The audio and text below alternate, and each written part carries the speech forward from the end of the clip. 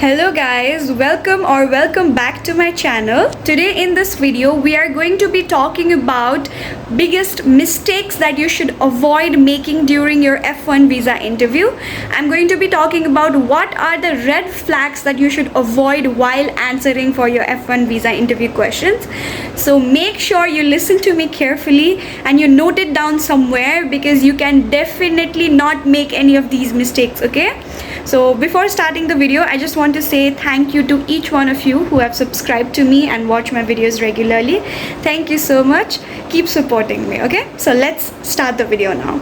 Okay, so the number one red flag, the biggest mistake that you can make in your F1 visa interview is not showing enough home ties. So if you want to go to United States on F1 visa, that means you want to go there to study.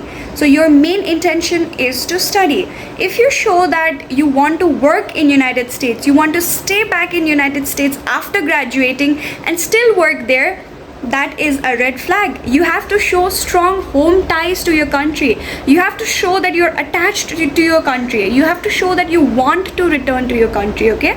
So while answering any questions, please don't talk bad about your country. You can definitely make parallels, you can definitely make like comparisons between like education system and quality of life in United States versus your home country, but you cannot talk bad about your country. Like for example, if the officer asks you what are the problems in your country, you can definitely talk about the problems. But when the officer is not asking you, like for example, if the officer asks you why USA, you have to talk good about USA, but that doesn't mean you talk bad about your country. You can definitely not say the education system in my country is so bad. No, don't do that.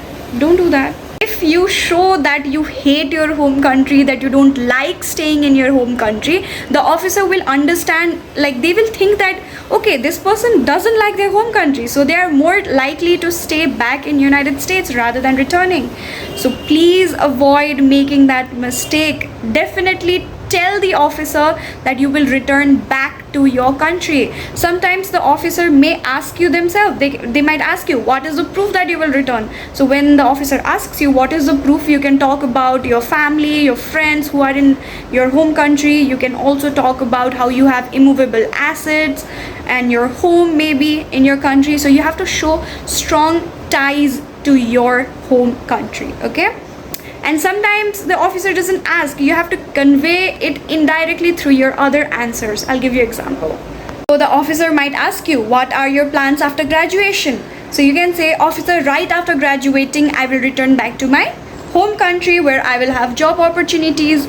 See, the officer wasn't directly asking you about your home ties, but you show it through another answer that you have the intention to return back, right?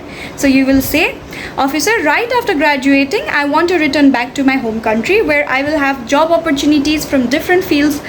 So I want to work in my country itself.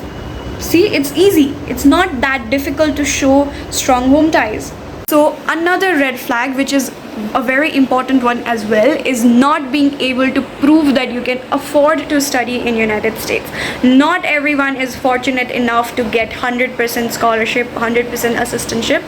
So especially if you're going for undergraduate, you're not likely to get 100% scholarship, like me as well.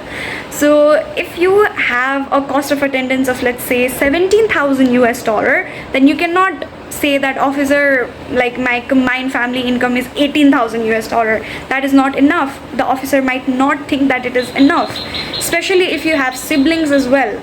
Okay guys, so these are the main red flags that you have to definitely avoid in your F1 visa interview. So there are other points as well, and I will be making part 2 about this video.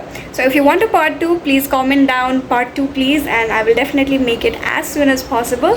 So that is it for this video. Bye bye, and please subscribe to my channel. Bye.